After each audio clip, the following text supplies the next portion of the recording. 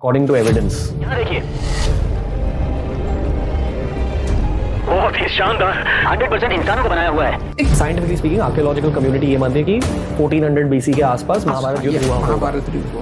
वैसे ये क्या चीज है? ये किसी खंबे का बेस होगा, मतलब ये किसी पिलर को सपोर्ट करने की फाउंडेशन है। क्यों? बिल्कुल, ये तो कमाल की चीज है, यकीन नहीं होता। कब, क्यों और कैसे डूबी द्वारका? भारत से सटे समंदर अपने आप में कई रहस्य समेटे हुए हैं। समंदर के नीचे आज भी ऐसे कई साइट्स दबी हुई है जिनके बारे में किसी को नहीं पता। कुछ साल पहले ऐसी ही एक जगह की खोज की गई थी जिसके बारे में जानकर हर कोई हैरान था। हम बात कर रहे हैं गुजरात के ऐतिहासिक नगर द्वारका नगरी की, जो आज भी समुद्र की गहराई में मौजूद है। द्वारका धाम हिंदू धर्म के चारों धामों में से एक है। इस नगरी का धार्मिक, पौराणिक एवं ऐतिहासिक महत्व है। ऐसी मान्यता है कि मथुरा छोड़ने के बाद अपने परिजनों और यादव वंश की रक्षा हेतु भगवान कृष्ण ने भाई बलराम तथा यादव वंश के साथ मिलकर द्वारकापुरी का निर्माण विश्वकर्मा से करवाया था। यदु वंश की समाप्ति और भगवान कृष्ण की जीवन लीला पूर्ण होते ही द्वारका समंदर में डूब गई, ऐसी मानी जाती है। धार्मिक दृष्टि से द्वारका को सप्तपुरी में गिना जाता है।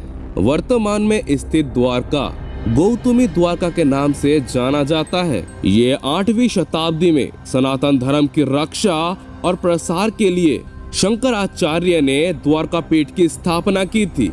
आधुनिक खोज में भी इस क्षेत्र में समंदर के अंदर प्राचीन द्वार के अवशेष मिले हैं, जो आपको स्क्रीन पर दिख रहा होगा। द्वारका की स्थिति और बनावट समंदर के बीच द्वीप पर बने किले के समान है। वर्तमान में गौतमी द्वारका और बेट द्वारका एक ही द्वारकापुरी के 2 भाग हैं। गौतमी द्वारका में द्वारका का मुख्य मंदिर है, जो श्री रणछोड़राय मंदिर या द्वारकाधीश मंदिर के नाम से मशहूर है। ये मंदिर लगभग 1500 वर्ष पुराना है। मंदिर 7 मंजिला है। इस मंदिर के आसपास बड़े हिस्से में जल भरा है। इस मंदिर के आसपास कई घाटियां मौजूद है। इस मंदिर में भगवान की काले रंग की 4 भुजाओं वाली मूर्ति है। इसके अलावा मंदिर के अलग अलग भागों में अन्य देवी देवताओं के मंदिर एवं मूर्ति स्थित है। मंदिर के दक्षिण में गुरु शंकराचार्य द्वारा स्थापित शारदा मठ भी है। अब सवाल आता है, आखिर द्वारका डूबी तो डूबी कैसे? श्री कृष्ण की नगरी द्वारका महाभारत के युद्ध के 36 वर्ष पश्चात समुद्र में डूब जाती है।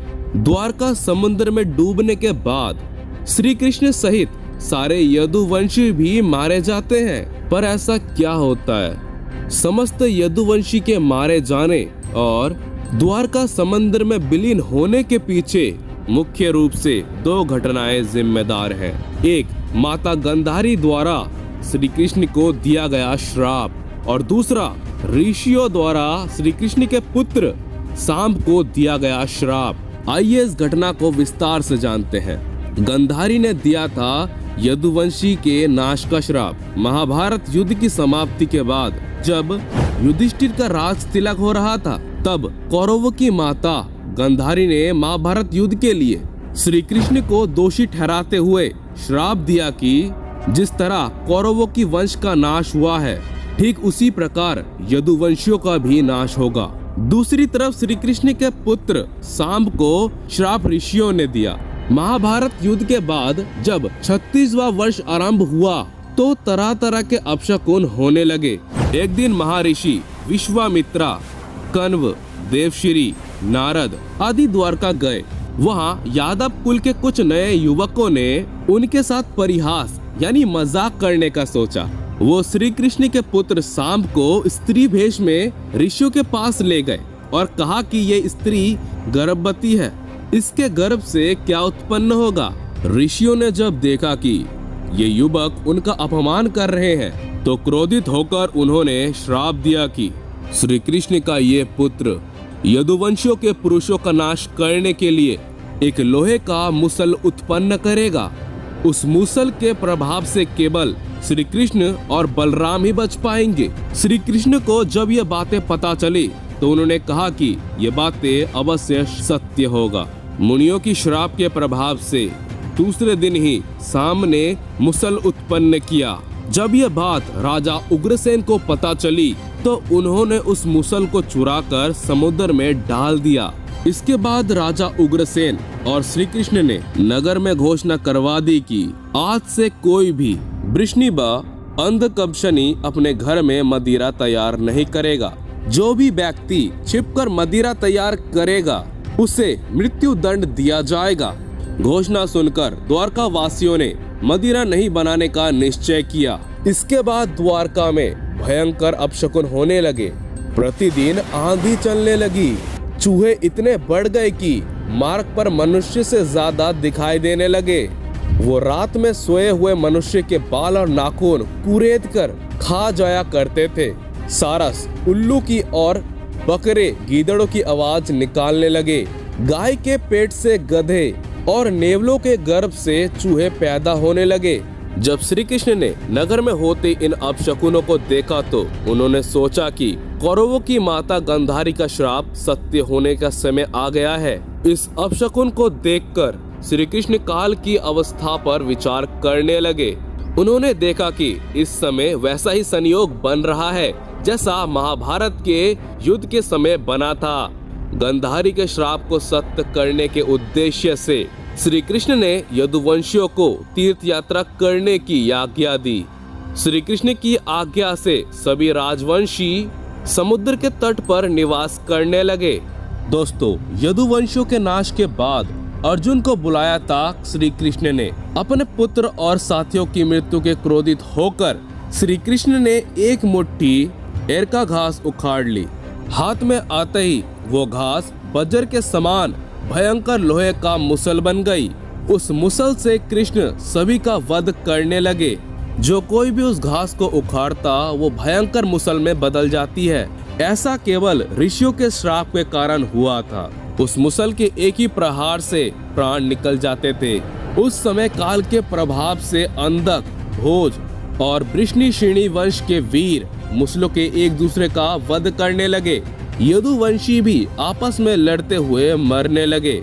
श्री कृष्ण के देखते ही देखते सांब, चारु देशण, अनिरुद्ध और गद की मृत्यु हो गई। फिर तो कृष्ण और भी क्रोधित हो गए और उन्होंने शेष बचे वीरों का भी संहार कर डाला। अंत में केवल दारुक, श्री कृष्ण के सारथी ही शेष बचे थे। श्री कृष्ण ने दारुक से कहा कि तुम तुरंत हस्तिनापुर जाओ और अर्जुन को पूरी घटना बताकर द्वारका ले आओ। दारुक ने ठीक ऐसा ही किया। उसके बाद श्री कृष्ण बलराम को उसी स्थान पर रहने का कहकर द्वारका लौट गए। द्वारका आकर श्री कृष्ण ने पूरी घटना अपने पिता वासुदेव जी को बता दी। यदुवंशियों के संहार की बात जानकर उन्हें भी बहुत दुख हुआ। श्री कृष्ण ने वासुदेव जी को कहा कि आप अर्जुन के आने तक स्त्रियों की रक्षा करें। इस समय बलराम जी वन में मेरा प्रतीक्षा कर रहे हैं। वन में जाकर श्री कृष्ण ने देखा कि बलराम जी समाधि में लीन है। देखते ही देखते उनके मुंह से सफेद रंग का बहुत बड़ा सांप निकला और समुद्र की ओर चला गया। उस सांप के हजारों मस्तक थे। समुद्र ने स्वयं प्रकट होकर भगवान शेषनाग का स्वागत किया। बलराम जी देह त्यागने के बाद श्री कृष्ण उसे सुने वन में विचार करते हुए घूमने लगे। घूमते घूमते वो एक स्थान पर बैठ गए और गंधारी द्वारा दिया गया श्राप के बारे में विचार करने लगे। देह त्यागने की इच्छा से श्री कृष्ण ने अपनी इंद्रियों का संयमित किया। महायोग समाधि की अवस्था में पृथ्वी पर लेट गए। ऐसे त्यागी थी श्री कृष्ण ने अपना देह। जिस समय भगवान कृष्ण समाधि में लीन थे उस समय जारा नाम का एक शिकारी हिरण का शिकार करने के उद्देश्य से वन में आया था। उसने हिरण समझकर दूर से ही कृष्ण पर बाण चला दिया। बाण चलाने के बाद जब वो अपना शिकार पकड़ने के लिए आगे बढ़ते, योग में स्थित भगवान कृष्ण को देखकर उसे अपनी भूल पर पश्चाताप हुआ। तब श्री कृष्ण ने उसे आश्वासन दिया और अपने परम धाम चले गए। ये सुनकर पांडवों को बहुत ही शौक हुआ। वासुदेव ने अर्जुन को श्री कृष्ण का संदेश सुनाते हुए कहा कि द्वारका शीघ्र ही समुद्र में डूबने वाली है। तुम सभी नगर वासियों को अपने साथ ले जाओ, क्योंकि शीघ्र ही इस नगर को समुद्र डुबा देगा। अर्जुन ने मंत्रियों से कहा कि आज से 7वें दिन सभी लोग इंद्रप्रस्थ के लिए प्रस्थान करेंगे, इसलिए आप शीघ्र ही इसके लिए तैयारी शुरू कर दें। सभी मंत्री तुरंत अर्जुन की आज्ञा के पालन में जुट गए। अर्जुन ने वो रात कृष्ण के महल में ही बिताई।